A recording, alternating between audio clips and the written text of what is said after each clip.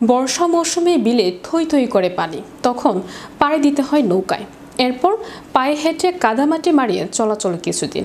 আর খরা মৌসুমে বিলের মাঝখানে জেগে ওঠা ভাঙাচোরা রাস্তা, এভাবেই দুর্ভোগের সঙ্গে নিয়ে বছরের পর বছর ধরে চলাচল করছে নওগাঁ-মান্ত উপজেলার তেঁতুলিয়া ইউনিয়নের অন্তত 15 গ্রামের মানুষ। স্বাধীনতার 54 বছর পেরিয়ে গেলেও কাঙ্ক্ষিত উন্নয়নের ছোঁয়া লাগেনি প্রত্যন্ত এই জনপথে।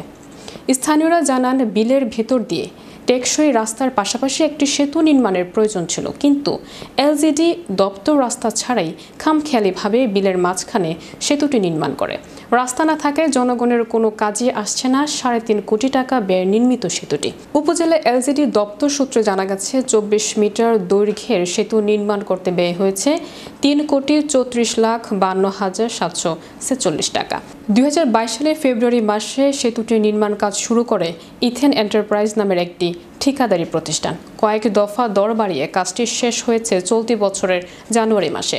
স্থানীয় বাসিন্দাদের সঙ্গে কথা বলে জানা গেছে, তেঁতুলিয়া ইউনিয়নের কয়েকটি গ্রামের অন্তত 5 থেকে 6 হাজার মানুষ প্রতিদিন চলাচল করেন এই রাস্তা দিয়ে। দুর্ভোগ সঙ্গী করে যেতে হয় উত্তরাঞ্চলের সবচেয়ে বড় চৌবাড়িয়া হাটে। এছাড়া নওগাঁ, নিয়ামতপুর ও রাজশাহীর তানোর উপজেলার সঙ্গে স্বল্প সময় ও সহজে এই জনপথের মানুষের যাতায়াতের একমাত্র মাধ্যম হচ্ছে বিলের ভেতরের এই রাস্তাটি। এই প্রসঙ্গে মান্ত উপজেলার প্রকৌশলী আবু সাইদ বলেন, সেতুটির নির্মাণ শেষ হলেও পুরো কাজ এখনও শেষ হয়নি। সেতুর সংযোগ রাস্তা নির্মাণের জন্য মাটির সংগ্রহের কাজ চলছে। মাটি পেলেই রাস্তাটি নির্মাণ কাজ সম্পূর্ণ করা হবে। রাস্তা না থাকাতে আমার খুব সমস্যা, যাওয়া আসার সমস্যা। রাস্তাঘাটে মনে করেন ধান মান তোলা এই সেই আবশ্যক পরিস্থিতি এরকম হয়ে আছে।